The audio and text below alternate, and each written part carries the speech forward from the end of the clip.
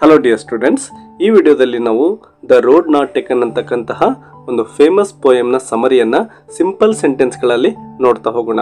ನೋಡಿ, ಇಲ್ಲಿ ಕೊಟ್ಟಿರ್ತಕ್ಕಂತಹ ಸೆಂಟೆನ್ಸ್ಗಳೆಲ್ಲ ನಿಮಗೆ ಅರ್ಥ ಮಾಡ್ಕೊಳ್ಳಿಕ್ಕೆ ತುಂಬ ಸುಲಭವಾಗಿರ್ತಕ್ಕಂಥದ್ದವು ಆಗಿದ್ದಾವೆ. ಇವುಗಳನ್ನು ನಿಮ್ಮ ನೋಟ್ಸಲ್ಲಿ ಬರ್ಕೊಳ್ಳಿ. ಹಾಗಾದರೆ ನಿಮಗೆ 1 ಮಾರ್ಕ್ಸ್ ಇರ್ಬೋದು, 2 ಮಾರ್ಕ್ಸ್ ಇರ್ಬೋದು, ಅಥವಾ ಲಾಂಗ್ ಆನ್ಸರ್ ಟೈಪ್ ಇದ್ರೂ ಕೂಡ ನೀವು ಸುಲಭವಾಗಿ ಆನ್ಸರ್ ಮಾಡಲಿಕ್ಕೆ ಸಾಧ್ಯ ಆಗುತ್ತೆ. ಒಂದು ವೇಳೆ ಲಾಂಗ್ ಟೈಪ್ ಕ್ವಶನ್ಸ್ ಏನಾದರೂ ಕೇಳಿದರೆ ಈ ಪೋಯಮ್ ಮೇಲೆ ನೀವು ಈ ಒಂದು ಪಾಯಿಂಟ್ಸ್ ವೈಸ್ ಬರಿಬೇಡಿ, ಅದರ ಬದಲಾಗಿ ಪ್ಯಾರಾ ವೈಸ್ ನೀವು ಬರಿತಾ ಹೋದರೆ ನಿಮಗೆ ಒಂದು ಒಳ್ಳೆಯ ಅಂಕಗಳು ಬರ್ತವೆ. ಬನ್ನಿ ಈಗ ಈ ಒಂದು ಪೋಯಮ್ನ ಬಗ್ಗೆ ಪಾಯಿಂಟ್ಸ್ ವೈಸ್ ನಾವು ಡಿಸ್ಕಷನ್ ಮಾಡ್ತಾ ಹೋಗೋಣ. ಫಸ್ಟ್ ಲೈನ್ ನೋಡಿ, this poem is written by Robert Frost. ಈ ಒಂದು ಪೋಯಮನ್ನು ಬರೆದಿರ್ತಕ್ಕಂಥವ್ರು ರಾಬರ್ಟ್ ಫ್ರೋಸ್ಟ್ ಅಂತಕ್ಕಂತಹ ತುಂಬ ಫೇಮಸ್ ಆಗಿರ್ತಕ್ಕಂತಹ ಒಬ್ಬ ಕವಿ. He is a famous American poet.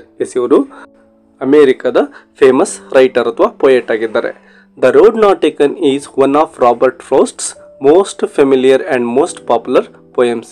ನೋಡಿ, ನಮ್ಮ ರಾಬರ್ಟ್ ಫ್ರೋಸ್ಟ್ ಅವರು ಏನು ಪೊಯಮ್ಸ್ಗಳನ್ನು ಬರೆದಿದ್ದಾರಲ್ವ, ಅದರಲ್ಲಿ ತುಂಬ ಒಂದು ಪಾಪ್ಯುಲರ್ ಅಂದರೆ ಜನಪ್ರಿಯವಾಗಿರ್ತಕ್ಕಂತಹ ಪೊಯಮ್ ಅದು ಯಾವುದಪ್ಪ ಅಂದರೆ ದ ರೋಡ್ ನಾಟ್ ಟೇಕನ್ ಅಂತಕ್ಕಂತಹ ನಾವು ಪ್ರಸ್ತುತ ಏನು ಡಿಸ್ಕಷನ್ ಮಾಡ್ತಾ ಇದ್ದಾವಲ್ವ ಈ ಪೊಯಮ್ ಆಗಿದೆ.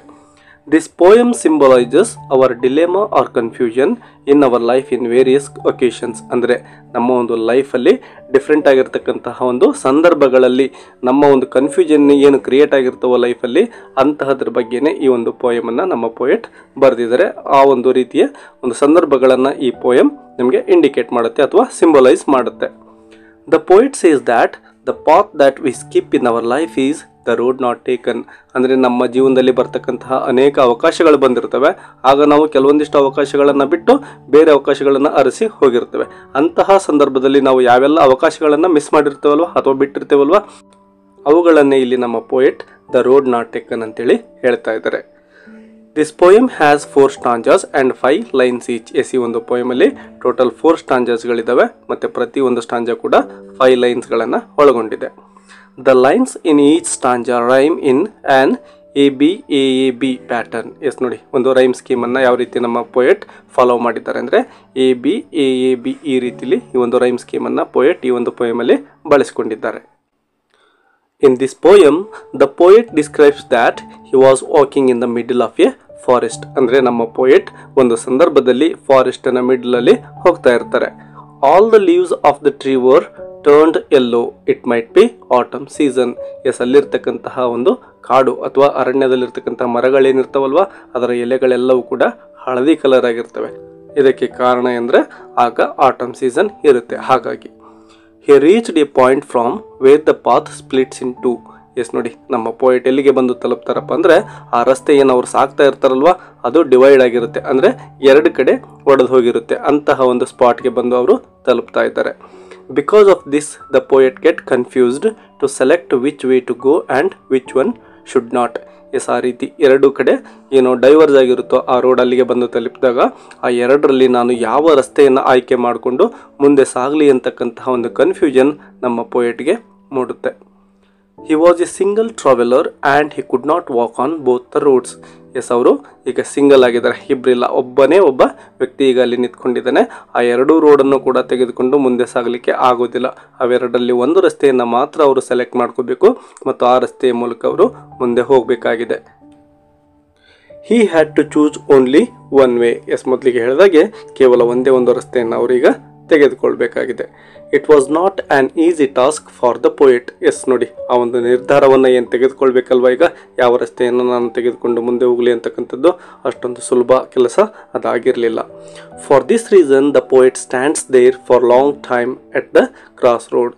ಅಲ್ಲೇ ನಿಂತ್ಕೊಂಡ್ಬಿಟ್ಟು ಸಾಕಷ್ಟು ಹೊತ್ತು ಅವ್ರು ಏನು ಮಾಡ್ತಾರೆ, ವಿಚಾರ ಮಾಡ್ತಾ ಇದ್ದಾರೆ ಯಾವ ರಸ್ತೆಯನ್ನು ನಾನು ತೆಗೆದುಕೊಳ್ಳಿ ಅಂತೇಳಿ ಚಿಂತೆ ಮಾಡ್ತಾ. He observed both roads carefully until their bends. ಆ ಒಂದು ರಸ್ತೆಗಳು ಆ ಕಾಡಿನ ಒಳಗಡೆ ಏನು ಬೆಂಡ್ ಆಗಿರ್ತಾವಲ್ವ ಅವು ಎಲ್ಲಿವರೆಗೂ ಬೆಂಡ್ ಆಗಿರ್ತೀವೋ ಅಲ್ಲಿವರೆಗೂ, ಅಂದರೆ ತಾವೇನು ನಿಂತ್ಕೊಂಡಿರ್ತಾರೋ ಅಲ್ಲಿಂದ ಎಲ್ಲಿವರೆಗೂ ಕಾಣಿಸ್ತಾವೋ ಅಲ್ಲಿವರೆಗೂ ಕೂಡ ಅವೆರಡೂ ರಸ್ತೆಗಳನ್ನು ತುಂಬ ಕ್ಲೋಸ್ ಆಗಿ ಅವರು ಅಬ್ಸರ್ವ್ ಅಥವಾ ಗಮನವಿಟ್ಟು ಅವನ್ನು ನೋಡ್ತಾ ಇದ್ದಾರೆ. It happens in our life also when we have to go with one choice. ಇದೇ ರೀತಿ ಅನೇಕ ಸಂದರ್ಭಗಳು ನಮ್ಮ ಜೀವನದಲ್ಲಿ ಬರ್ತವೆ. ಅಂದರೆ ನಾವು ಯಾವುದೇ ಒಂದು ಕೆಲಸವನ್ನು ಮಾಡಬೇಕಾದಂತಹ ಸಂದರ್ಭದಲ್ಲಿ 2 ಮಾರ್ಗಗಳ ಮೂಲಕ ಆ ಒಂದು ಕೆಲಸವನ್ನು ಮಾಡಬೇಕಾಗಿ ಬರಬಹುದು. ಆಗ ನಾವು ಯಾವ ಒಂದು ಮಾರ್ಗ ಇಟ್ಕೊಂಡು ಈ ಕೆಲಸವನ್ನು ಪೂರ್ಣ ಮಾಡಲಿ ಅಂತೇಳಿ ಬರ್ಬೋದು. ಅಥವಾ ನಿಮ್ಮ ಲೈಫಲ್ಲಿ ಯಾವುದೇ ಒಂದು ಗುರಿಗಳಿರ್ತವೆ, 2 ಡಿಫ್ರೆಂಟ್ ಟೈಪ್ಸ್ ಆಫ್ ಗುರಿಗಳು ಬಂದಾಗ ನೀವು ಒಂದು ಗುರಿಯನ್ನು ಆಯ್ಕೆ ಮಾಡಿಕೊಂಡು ಅದೇ ದಾರಿಯಲ್ಲಿ ನೀವು ಹೋಗಬೇಕಾಗುತ್ತೆ. ಅದರ ಜೊತೆಗೆ ಅನೇಕ ಅವಕಾಶಗಳು ಕೂಡ ಬರ್ತವೆ. ಆಗ ನಾವು ಸಾಕಷ್ಟು ಚಿಂತೆಯನ್ನು ಮಾಡಿ ಯಾವ ಒಂದು ನಿರ್ಧಾರವನ್ನು ತೆಗೆದುಕೋಬೇಕು ಅಂತಕ್ಕಂಥದ್ರ ಬಗ್ಗೆ ಸಾಕಷ್ಟು ಸಮಯವನ್ನು ಕಳೀತೇವೆ ಮತ್ತು ಅದು ತುಂಬ ಇಂಪಾರ್ಟೆಂಟ್ ಆಗಿರ್ತಕ್ಕಂತಹ ಮತ್ತು ತುಂಬ ಡಿಫಿಕಲ್ಟ್ ಆಗಿರ್ತಕ್ಕಂತಹ ಸಿಚುವೇಶನ್ಗಳಾಗಿರ್ತವೆ. Such situation demands a deep thinking. ಅಂದರೆ ಅಂತಹ ಒಂದು ಡಿಫಿಕಲ್ಟ್ ಇರ್ತಕ್ಕಂತಹ ಸಿಚುವೇಶನ್ಗಳು ಬಂದಾಗ ನಾವು ತುಂಬ ಆಲೋಚನೆಯನ್ನು ಮಾಡಿ ನಿರ್ಧಾರಗಳನ್ನು ತೆಗೆದುಕೊಳ್ಬೇಕಾಗುತ್ತೆ. After thoroughly looking at both the paths, the poet chooses the second path, which had more grass growing than the first. Yes, ನಮ್ಮ ಪೋಯಟ್ ಆ ಎರಡೂ ರಸ್ತೆಗಳನ್ನು ಸೂಕ್ಷ್ಮವಾಗಿ ಅವಲೋಕನ ಮಾಡಿದ ನಂತರ ಅವರು ಎರಡನೇ ರಸ್ತೆಯನ್ನು ಆಯ್ಕೆ ಮಾಡ್ಕೊಳ್ತಾ ಇದ್ದಾರೆ. ಯಾಕೆಂದರೆ ಆ ರಸ್ತೆಯ ಮೇಲೆ ಒಂದು ಗ್ರಾಸ್ ಅಥವಾ ಹುಲ್ಲು ಅಂತೇಳಿ ಕರಿಬೋದು, ತುಂಬ ಹುಲ್ಲು ಬೆಳೆದಿರುತ್ತೆ ಅಥವಾ ಅದು ಕಂಪ್ಲೀಟಾಗಿ ಹುಲ್ಲಿನಿಂದ ಕೂಡಿರುತ್ತೆ. ಇನ್ನೊಂದು ರಸ್ತೆಯನ್ನು ನೋಡಿದಾಗ ಅಲ್ಲಿ ಹುಲ್ಲು ಅಷ್ಟೊಂದು ಕಂಡು ಬರೋದಿಲ್ಲ ಅವರಿಗೆ. The poet felt that this second road was actually a better option for him. Yes ನೋಡಿ, ಈ ರೀತಿ ಏನು ಕಡಿಮೆ ಜನಗಳು ಏನು ಮುಂದೆ ಸಾಗಿದಾರೋ ಅಂತಹ ರಸ್ತೆಯನ್ನೇ ನಾನು ಆಯ್ಕೆ ಮಾಡ್ಕೋಬೇಕು ಅಂತೇಳಿ ಪೋಯಟ್ ನಿರ್ಧಾರವನ್ನು ಮಾಡ್ತಾ ಇದ್ದಾರೆ. He could see that it was still full of grass, unlike the other path which was almost barren. Yes, ಮೊದಲಿಗೆ ಹೇಳಿದಾಗೆ ಏನು ಒಂದು ರಸ್ತೆ ಇರುತ್ತಲ್ವ, ಫಸ್ಟ್ ರಸ್ತೆ, ಅದನ್ನು ನೋಡಿದಾಗ ಅಲ್ಲಿ ಯಾವುದೇ ಒಂದು ಹುಲ್ಲು ಕಂಡು ಬರೋದಿಲ್ಲ. ಅಂದರೆ ಹುಲ್ಲು ಕಂಡು ಬಂದಿಲ್ಲ ಅಂದರೆ ಅದರ ಅರ್ಥ ಅಲ್ಲಿ ತುಂಬ ಜನಗಳು ನಡ್ಕೊಂಡು ಹೋಗಿರ್ತಾರೆ. ಹಾಗಾಗಿ ಆ ಒಂದು ರಸ್ತೆಯ ಮೇಲೆ ಹುಲ್ಲು ಬೆಳೆದಿರೋದಿಲ್ಲ. ನಮ್ಮ ಪೋಯಟ್ ಏನು ಸೆಕೆಂಡ್ ರೋಡನ್ನು ಚೂಸ್ ಮಾಡ್ಕೊಳ್ತಾರೋ ಅದರ ಮೇಲೆ ಸಾಕಷ್ಟು ಹುಲ್ಲು ಬೆಳೆದಿದೆ. ಅಂದರೆ ಆ ರಸ್ತೆಯನ್ನು ಸೆಲೆಕ್ಟ್ ಮಾಡಿಕೊಂಡು ಮುಂದೆ ಹೋಗಿರ್ತಕ್ಕಂತಹವರ ಸಂಖ್ಯೆ ಕಡಿಮೆ ಇದೆ. ಹಾಗಾಗಿ ನಮ್ಮ ಪೋಯಟ್ ತುಂಬ ಕಡಿಮೆ ಜನ ಯಾವ ಒಂದು ರಸ್ತೆಯಲ್ಲಿ ಹೋಗಿದ್ದಾರೋ ಅದೇ ರಸ್ತೆಯನ್ನು ನಾನು ಸೆಲೆಕ್ಟ್ ಮಾಡ್ಕೋಬೇಕು ಅಂತೇಳಿ ನಿರ್ಧಾರವನ್ನು ಮಾಡ್ತಾ ಇದ್ದಾರೆ. The poet thought that many travelers had traveled already this dense forest. Choose the earlier path. Yes, ಮೊದಲಿಗೆ ಹೇಳಿದಾಗೆ ಆ ಒಂದು ಫಸ್ಟ್ ಪಾತ್ ಏನಿತ್ತೋ ಅದನ್ನು ತೆಗೆದುಕೊಂಡು ತುಂಬ ಜನಗಳು ಈ ಫಾರೆಸ್ಟ್ ಮೂಲಕ ಹೋಗಿದ್ದಾರೆ. ಬಟ್ ಸೆಕೆಂಡ್ ರೋಡಲ್ಲಿ ಯಾರು ಕೂಡ ಅಷ್ಟೊಂದು ಹೋಗಿಲ್ಲ ಅಂತೇಳಿ ಅವರು ಅಂದ್ಕೊಳ್ತಾ ಇದ್ದಾರೆ. When they passed through the path, the grass was bent down by pressing on their feet. Yes, ಆ ಒಂದು ಫಸ್ಟ್ ರಸ್ತೆಯಲ್ಲಿ ಏನು ಜನಗಳು ನಡ್ಕೊಂಡು ಹೋಗ್ತಾ ಇರ್ತಾರೋ ಅವರು ಆ ಒಂದು ಹುಲ್ಲಿನ ಮೇಲೆ ಕಾಲಿಟ್ಟಾಗ ಆ ಹುಲ್ಲು ಏನಾಗುತ್ತೆ, ಬೆಂಟ್ ಡೌನ್ ಅಂದರೆ ನೆಲಸಮ ಆಗುತ್ತೆ. ಅವರ ಒಂದು ಹೆಜ್ಜೆಯ ಭಾರದಿಂದಾಗಿ ಅದು ಒಣಗಿ ಹೋಗಿಬಿಡುತ್ತೆ. The poet had selected the second path. Yes, ಅವರು ಮೊದಲಿಗೆ ಹೇಳಿದಾಗೆ ಒಂದು ಕಡಿಮೆ ಜನರು ಹೋಗಿರ್ತಕ್ಕಂತಹ ಒಂದು ರಸ್ತೆ ಅಥವಾ ಆ ಒಂದು ಗ್ರಾಸಿಂದ ಕೂಡಿರ್ತಕ್ಕಂತಹ ಒಂದು ಪಾತನ್ನು ಸೆಲೆಕ್ಟ್ ಮಾಡ್ಕೊಳ್ತಿದ್ದಾರೆ. Because nobody has passed through there. Yes, ಅದಕ್ಕೆ ಒಂದು ರೀಸನ್ ಏನಪ್ಪ ಅಂದರೆ ಅಲ್ಲಿ ಯಾರು ಕೂಡ ಹೋಗಿಲ್ಲ ಅಂತಕ್ಕಂಥದ್ದೇ ಅವರ ಒಂದು ಈ ನಿರ್ಧಾರವನ್ನು ತೆಗೆದುಕೊಳ್ಳಿಕ್ಕೆ. ಯಾವ ನಿರ್ಧಾರ ಅಂದರೆ ಸೆಕೆಂಡ್ ರಸ್ತೆಯಲ್ಲಿ ಸಾಕ್ತಕ್ಕಂತಹ ನಿರ್ಧಾರ. ಸೊ ಆ ಒಂದು ರಸ್ತೆಯಲ್ಲಿ ಕಡಿಮೆ ಜನರು ಹೋಗಿರೋದೇ ಅವರಿಗೆ ರೀಸನ್ ಆಗ್ತಾ ಇದೆ. ಅಂದರೆ ಅವರು ಕ್ರೌಡ್ ಏನಿರ್ತಾರೋ, ಅಂದರೆ ಜನಗಳು ಯಾವ ರಸ್ತೆಯಲ್ಲಿ ಹೋಗಿದ್ದಾರೋ ಅವರನ್ನು ಫಾಲೋ ಮಾಡೋಕ್ಕೆ ಇಷ್ಟಪಡ್ತಾ ಇಲ್ಲ. ತುಂಬ ಕಡಿಮೆ ಜನರು ಏನು ನಿರ್ಧಾರಗಳನ್ನು ತೆಗೆದುಕೊಂಡಿರ್ತಾರೋ ಅಂತಹ ಚಾಯ್ಸನ್ನೇ ನಾನು ಮಾಡಬೇಕು ಅಂತೇಳಿ ಅವ್ರು ಅಂದ್ಕೊಳ್ತಾ ಇದ್ದಾರೆ. That's why the grasses were green. Yes, ಹಾಗಾಗಿನೇ ಅಂದರೆ ಆ ಒಂದು ಸೆಕೆಂಡ್ ರಸ್ತೆಯಲ್ಲಿ ಯಾರು ಹೋಗಿಲ್ಲ ಅನ್ನೋ ಕಾರಣದಿಂದಾಗಿನೇ ಅಲ್ಲಿ ಗ್ರಾಸ್ ಏನಿತ್ತು ಅದು ಇನ್ನೂ ಕೂಡ ಗ್ರೀನ್ ಆಗಿದೆ, ಒಣಗಿ ಹೋಗಿಲ್ಲ. The poet starts thinking that he will come again in the first path some other time. Yes, ನಾನು ಬೇಕಾದರೆ ಫಸ್ಟ್ ಪಾತ್ ಏನಿದೆನೋ ಅದನ್ನು ಇನ್ನೊಂದ್ಸರಿ ಯಾವಾಗಾದರೂ ಆ ಒಂದು ರಸ್ತೆಯಲ್ಲಿ ನಡ್ಕೊಂಡು ಹೋಗ್ತೇನೆ. ಬಟ್ ಸದ್ಯಕ್ಕೆ ನಾನು ಈ ಒಂದು ಸೆಕೆಂಡ್ ರಸ್ತೆ ಏನಿದೆನೋ ಹುಲ್ಲಿನಿಂದ ಕೂಡಿರ್ತಕ್ಕಂಥದ್ದು ಅದರ ಮೇಲೇ ನಡ್ಕೊಂಡು ಹೋಗಬೇಕು ಅಂತೇಳಿ ಅವರು ನಿರ್ಧಾರ ಮಾಡ್ತಾ ಇದ್ದಾರೆ. Even though he knows that there is no certainty about it. ಅಂದರೆ ಮತ್ತೊಂದು ಸರಿ ಅವಕಾಶ ಸಿಗುತ್ತೋ ಇಲ್ಲೋ ಗ್ಯಾರಂಟಿ ಇಲ್ಲ. ಅಂದರೆ ಆ ಫಸ್ಟ್ ರಸ್ತೆಯನ್ನು ಇನ್ನೊಂದು ಸರಿ ಯಾವಾಗಾದರೂ ನಾನು ತೆಗೆದುಕೊಳ್ತೇನೆ ಅಂತೇಳಿ ಹೇಳ್ತಾ ಇದ್ದಾರಲ್ವ, ಅಂತಹ ಸನ್ನಿವೇಶ ಬರದೇ ಇರ್ಬೋದು. ಅದರ ಬಗ್ಗೆ ಇವರಿಗೆ ಅಷ್ಟೊಂದು ತಿಳಿಯೋದಿಲ್ಲ. ಹಾಗೆ ನಮ್ಮ ಲೈಫಲ್ಲೂ ಅಷ್ಟೇ, ನಾವೇನಾದರೂ ಮತ್ತೆ ನೋಡೋಣ, ಯಾವಾಗಾದರೂ ಈ ಒಂದು ಕೆಲಸವನ್ನು ಮಾಡೋಣ ಅಂತ ಅಂದ್ಕೊಂಡು ಮುಂದೆ ಸಾಗ್ಬೋದು. ಬಟ್ ಮತ್ತೆ ನಾವು ವಾಪಸ್ ಬಂದು ಆ ಒಂದು ಕೆಲಸವನ್ನು ಪೂರ್ಣ ಮಾಡಲಿಕ್ಕೆ ಆಗದೇ ಇರತಕ್ಕಂತಹ ಒಂದು ಸಂದರ್ಭಗಳು ಇರ್ತವೆ. ಅಥವಾ ನಮ್ಮ ಒಂದು ಲೈಫಲ್ಲಿ ಬರ್ತಕ್ಕಂತಹ ಒಂದು ಅವಕಾಶಗಳನ್ನು ನಾವೇನಾದರೂ ಮಿಸ್ ಮಾಡ್ಕೊಂಡ್ಬಿಟ್ರೆ ಮತ್ತೊಂದು ಸಾರಿ ಅಂತಹ ಅವಕಾಶಗಳು ನಮ್ಮನ್ನು ಹುಡುಕೊಂಡು ಬರೋದು ತುಂಬಾ ಅಪರೂಪ ಅಂತೇಳಿ ಹೇಳ್ಬೋದು. ಅದ್ರ ಜೊತೆಗೆ ಆ ಅವಕಾಶಗಳು ಬರದೇನೂ ಕೂಡ ಇರಬಹುದು.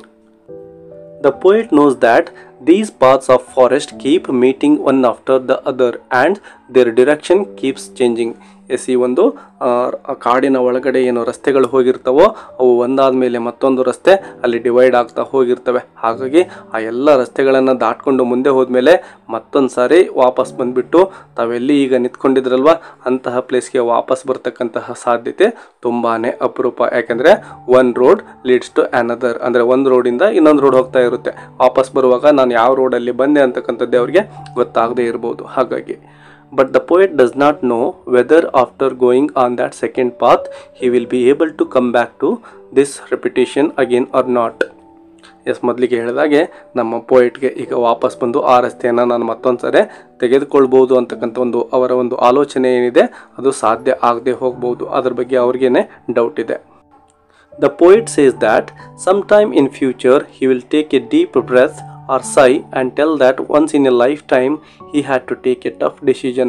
ಎಸ್, ಮುಂದೆ ನನ್ನ ಲೈಫಲ್ಲಿ ನಾನು ಯಾವತ್ತಾದರೂ ಕೂಡ ಒಂದು ಸಾರಿ ನಿಟ್ಟುಸಿರು ಬಿಡ್ತಾ ನಾನು ಈಗೇನು ನಿರ್ಧಾರವನ್ನು ಮಾಡ್ತಾ ಇದ್ದೇನೋ ಅದರ ಬಗ್ಗೆ ಒಂದು ಕ್ಷಣ ಆಲೋಚನೆಯನ್ನು ಮಾಡ್ತಕ್ಕಂತಹ ಸಂದರ್ಭ ಬಂದೇ ಬರುತ್ತೆ ಅಂತೇಳಿ ಪೋಯಿಟ್ ಹೇಳ್ತಾ ಇದ್ದಾರೆ. ಅಂದರೆ ಈಗ ಅವರು ತೆಗೆದುಕೊಳ್ತಕ್ಕಂತಹ ಒಂದು ನಿರ್ಧಾರ ಸರಿಯಾಗಿದ್ದರೂ ಅಷ್ಟೇ ತಪ್ಪಾಗಿದ್ದರೂ ಅಷ್ಟೇ ಮುಂದೆ ಅದರಿಂದ ಒಂದು ನಿಟ್ಟುಸಿರಂತರೂ ಗ್ಯಾರಂಟಿ ಇದ್ದೇ ಇರುತ್ತೆ ಅಂತೇಳಿ ಪೋಯಿಟ್ ಹೇಳ್ತಾ ಇದ್ದಾರೆ. And that decision has made A lot of impact in his life. ಅಂದರೆ ಈಗ ತೆಗೆದುಕೊಳ್ತಕ್ಕಂತಹ ಒಂದು ನಿರ್ಧಾರ ಏನಿರುತ್ತೋ ಅದು ತಮ್ಮ ಒಂದು ಲೈಫನ್ನು decide ಮಾಡ್ತಕ್ಕಂಥದ್ದಾಗಿರುತ್ತೆ.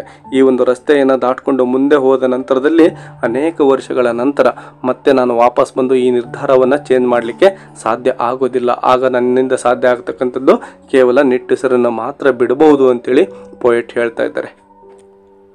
He removed the simple path through which all the people were walking and this decision has had some good effects on his life as well. Yes, ಈಗ ಎಲ್ಲ ಜನಗಳು ಏನು ನಡ್ಕೊಂಡು ಹೋಗಿದ್ದಾರೋ ಅಂತಹ ಒಂದು ದಾರಿಯನ್ನು ಬಿಟ್ಟು ತುಂಬ ಕಡಿಮೆ ಜನಗಳು ಹೋಗಿರ್ತಕ್ಕಂತಹ ಒಂದು ದಾರಿಯನ್ನು ಏನು ತೆಗೆದುಕೊಳ್ತಾ ಇದ್ದಾರೋ ಅದು ಒಳ್ಳೆಯ ನಿರ್ಧಾರವೂ ಕೂಡ ಆಗಲಿಕ್ಕೆ ಸಾಧ್ಯತೆ ಇರುತ್ತೆ. ಯಾಕೆಂದರೆ ಕಾಮನ್ ಆಗಿ ಪೀಪಲ್ ಯಾವ ಕಡೆ ಹೋಗ್ತಾ ಇರ್ತಾರೋ ಅವರು ತುಂಬ ಸುಲಭವಾಗಿರ್ತಕ್ಕಂತಹ ಒಂದು ಮಾರ್ಗವನ್ನೇ ಅನುಸರಿಸ್ತಾ ಇರ್ತಾರೆ. ಮತ್ತು ಎಲ್ಲರೂ ಕೂಡ ಒಂದೇ ಕಡೆ ಹೋಗೋದ್ರಿಂದ ಅವರ ಜೀವನದಲ್ಲಿ ಅವಕಾಶಗಳು ತುಂಬಾ ಕಡಿಮೆ ಇರ್ತವೆ. ಆದರೆ ಯಾವೊಬ್ಬ ವ್ಯಕ್ತಿ ಇತರರಿಗಿಂತ ಡಿಫ್ರೆಂಟ್ ಆಗಿರ್ತಕ್ಕಂತಹ ಒಂದು ಅವಕಾಶಗಳನ್ನು ಹುಡುಕಿಕೊಂಡು ಹೋಗ್ತಾನೋ ಅವನು ಸಕ್ಸಸ್ ಆಗ್ತಕ್ಕಂತಹ ಸಂದರ್ಭಗಳು ಇದ್ದೇ ಇರ್ತವೆ. ಅಂದರೆ ಈ ಒಂದು ರಸ್ತೆ ಟಫ್ ಇದೆ ಅಂತೇಳಿ ಅವರು ಏನಾದರೂ ನಿರ್ಧಾರ ಮಾಡಿದರೆ, ಈಸಿಯಾಗಿರ್ತಕ್ಕಂಥ ಒಂದು ದಾರಿಯನ್ನು ಹುಡುಕಿದ್ರೆ ಅವರ ಲೈಫಲ್ಲಿ ಮುಂದೆ ನಿಟ್ಟುಸಿರನ್ನ ಬಿಡ್ತಕ್ಕಂತಹ ಚಾನ್ಸಸ್ ಇದ್ದಿರ್ಬೋದಾಗಿತ್ತು. ಆದರೆ ಇದು ಡಿಫಿಕಲ್ಟ್ ಅಂತೇಳಿ ಜನ ಏನು ಬಿಟ್ಟು ಹೋಗಿರ್ತಾರೋ ಆ ಒಂದು ದಾರಿಯಲ್ಲಿ ಸಾಗೋದ್ರ ಮೂಲಕ ಆ ಒಂದು ಡಿಫಿಕಲ್ಟೀಸ್ಗಳನ್ನು ಫೇಸ್ ಮಾಡಿಕೊಂಡು ಜೀವನದಲ್ಲಿ ಸಕ್ಸಸ್ ಕೂಡ ಆಗಲಿಕ್ಕೆ ಚಾನ್ಸಸ್ ಇದ್ದೇ ಇದೆ ಅಂತೇಳಿ ಪೋಯೆಟ್ ಇಲ್ಲಿ ಹೇಳ್ತಾ ಇದ್ದಾರೆ. ಅದರ ಜೊತೆಗೆ ನೋಡಿ, the message of the poem, ಈ ಒಂದು ಪೋಯಮ್ ಮೂಲಕ ನಾವು ಒಂದು ಮೆಸೇಜನ್ನು ಪಡ್ಕೊಳ್ತಾ ಇದ್ದೇವೆ. ಆ ಮೆಸೇಜ್ ಏನಪ್ಪ ಅಂದರೆ, the important message the poet wants to give in this poem is that the choice we make in our life has an impact in our future. ಅಂದರೆ ನಾವು ಈಗ ತೆಗೆದುಕೊಳ್ತಕ್ಕಂತಹ ಒಂದು ನಿರ್ಧಾರಗಳೇನಿರ್ತವೆ ನಮ್ಮ ಒಂದು ಫ್ಯೂಚರನ್ನು ಅವು ಡಿಸೈಡ್ ಮಾಡ್ತವೆ. If we make any wrong choice we regret it. Yes, ನಾವೇನಾದರೂ ತಪ್ಪು ನಿರ್ಧಾರವನ್ನು ತೆಗೆದುಕೊಂಡ್ಬಿಟ್ರೆ ಅದರಿಂದ ಮುಂದೆ ಪಶ್ಚಾತ್ತಾಪವನ್ನು ಪಡಬೇಕಾಗುತ್ತೆ.